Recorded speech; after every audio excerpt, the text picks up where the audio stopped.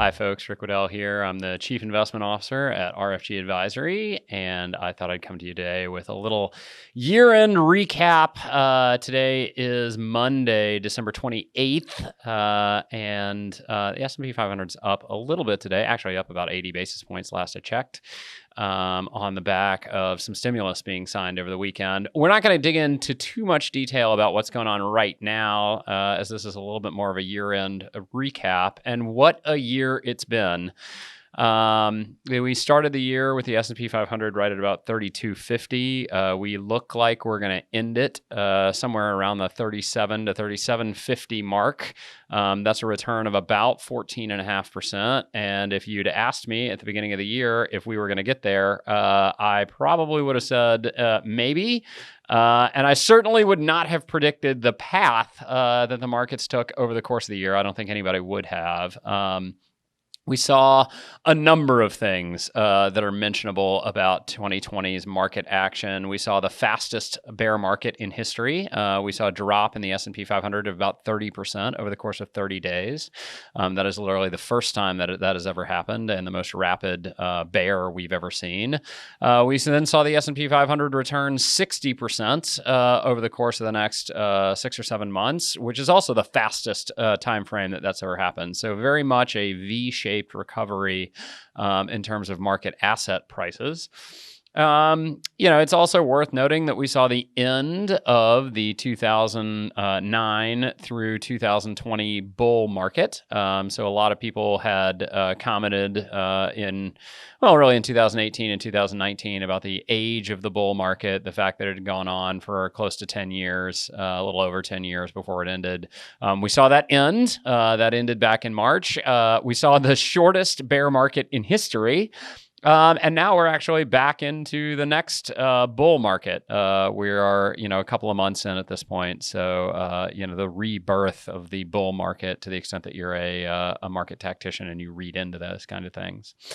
Other notable things that happened in 2020, we saw growth wildly outperform value. So the growth, as defined by the S&P 500 growth index, is up about 30% year to date. For those of you who aren't familiar, growth companies are those companies like Amazon and Facebook and other internet, healthcare, biotech stocks that just grow very, very rapidly. And obviously, a lot of those companies and categories have benefited from the COVID pandemic. And then we saw the S&P 500 value sector decline by about 4%. When that's, value companies are your more old line companies, companies that make things, airlines, travel companies, and it's pretty obvious what the pandemic has done to those businesses, which helps to explain the dichotomy between the two. It also serves as a little bit of a plug for diversification. There are a lot of folks that I meet on the street that don't want to own the Facebooks and Googles because they don't understand what they do. They don't understand how those business models operate. And instead, they want to own companies that make something or do something or that they interact with every day. And obviously, if you've followed that investment philosophy over the course of the year, it has not been a great year for you.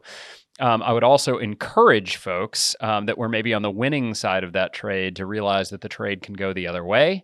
And so as you look at your portfolio in 2021, I think a healthy dose of diversification is always valuable. As we look out at 2021, there's a lot to be positive about. My number one question right now is whether or not the market's overvalued. Those of you who have listened to me for a long time know that I don't make that call. But I will say that there's a lot of liquidity from the Fed in the market that is buoying asset prices. I don't expect that liquidity to go away anytime soon. In the 2008 financial crisis, it literally took a decade before the Fed started to reduce the size of its balance sheet. I'm not sure it'll take that long this time, but the Fed is very clear that they will be gradual about putting the brakes on the economy when it comes time. Interest rates are very low. That's positive for equity multiples. And, knock on wood, the virus appears to be controllable. We have a manufacturing and distribution problem to solve. to get the to get the vaccine distributed to as many people as we can in as short amount of time as we can.